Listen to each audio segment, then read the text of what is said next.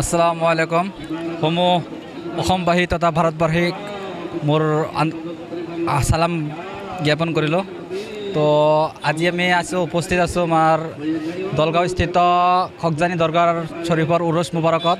তো আহি কিনে আমি সকলোৱে উপভোগ কৰি আছোঁ খুব শান্তি শৃংখলাৰ মাজেৰে। আমাৰ উৰুছ পৰিচালনা কমিটিয়ে উৰুছটো পাৰ কৰি গৈ আছে। যোৱা 3 দিনৰ পৰা চলি আছে বুলি গম পাইছোঁ।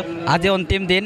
তো আমাৰ গোটেই হিন্দু মুছলমান চবে একেলগত মিলা প্ৰীতিৰে উৰুছটো পালন কৰি আছে। সেইকাৰণে একো অসুবিধা হোৱা নাই। ইয়াতে ভাল লাগিছে বহুত।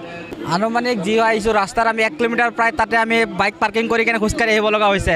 এতিয়া আপোনালোকে অনুমান কৰিব পাৰিব কিমান মানুহ, প্ৰায় 10,000 অধিক মানুহ হ'ব।